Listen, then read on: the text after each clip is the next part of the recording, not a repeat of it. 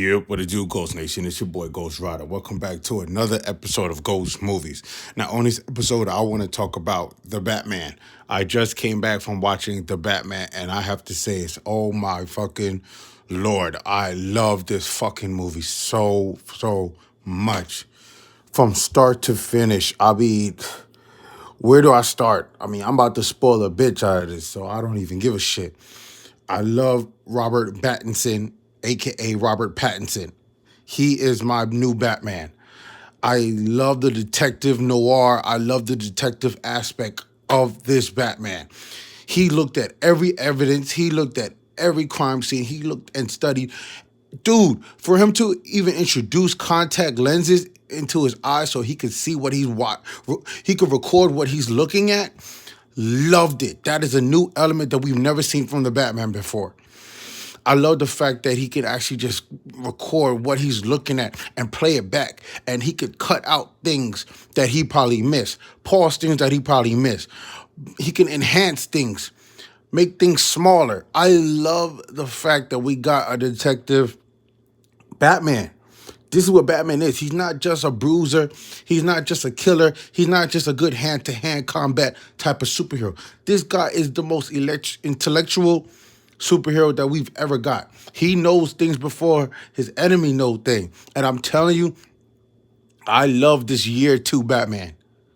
Now, the next character I want to talk about is Selena Kyle. Oh my God. I have to say, Zoe Kravitz has played the best Selena Kyle I've ever seen. And I've seen all the Selena Kyles, all of them. From the 1966 Catwoman all the way to the freaking Batman Returns. We got, I love that Catwoman. Michelle Pfeiffer, she was amazing, Selena Kyle. To freaking Anne Hathaway's Catwoman in Batman The Dark Knight Rises. But I'm sorry.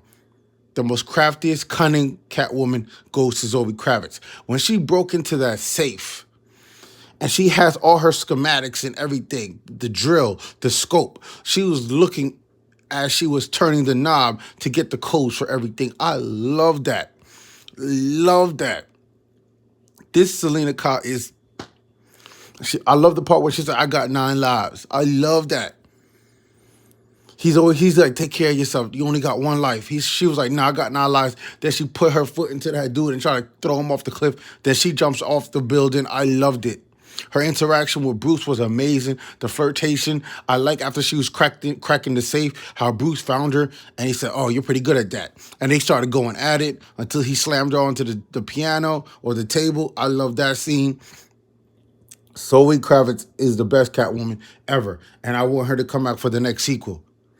Because she said she might be going to Bloodhaven when they drove off in their bikes. When she rode off in her bike, she might go to Bloodhaven. So she'll still be close by to Gotham. I love that. I want to see her in the next sequel. This needs to be a franchise.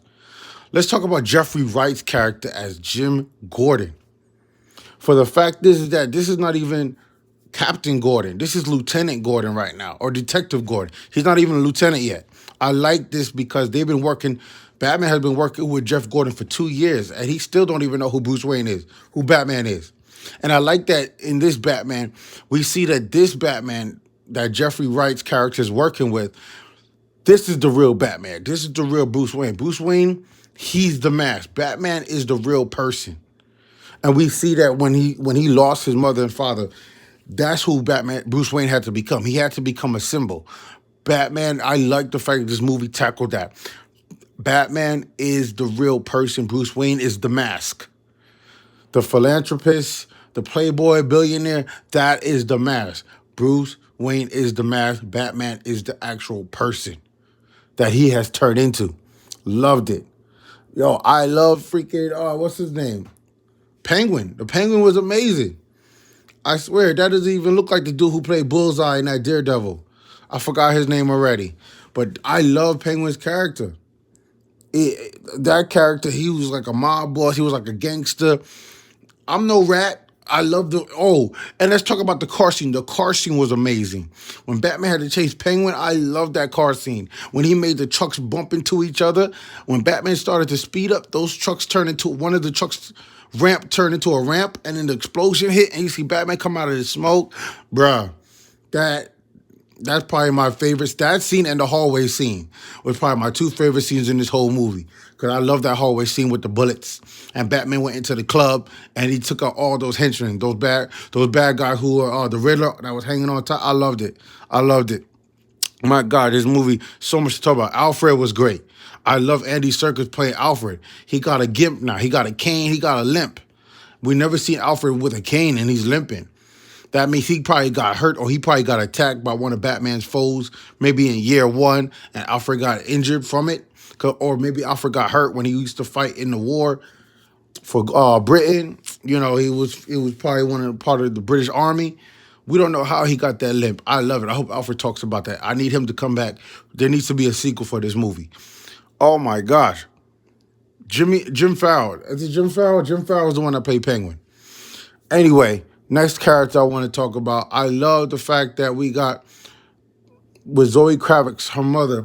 We never knew about her mother. So we didn't know who Selena's mother or father was. And we found out in this movie who her father was. It was Falcone. Falcone is her freaking father. I was like, what? And all of the Batman animated series, all the Batman comics, we never knew that Falcone had a daughter. And to know that Selena's mother's name was Maria Kyle, I love it. I love it. I want to know more about her mother now, where she come from. I hope there's a flashback if they do a sequel. I never knew that Selena Kyle had a mother. She was always a loner. She always was doing her own thing. Women empowerment, whatever you want to call it. Loved it.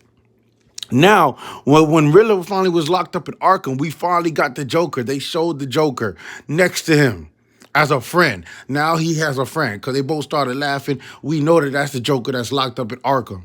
Probably a younger Joker, a different Joker.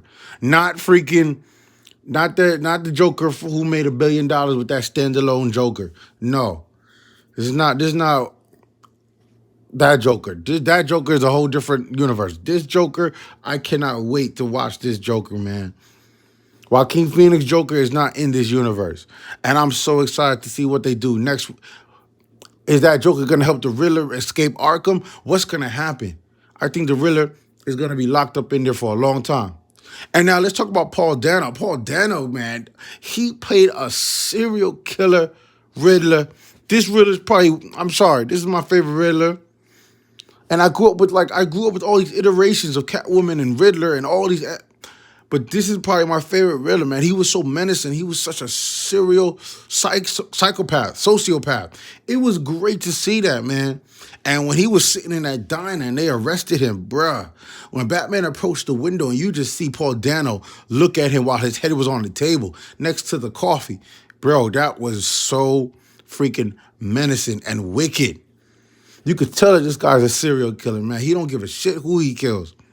And I like every kill scene that the Riddler did. I like the riddles and the ciphers that he left for the Batman.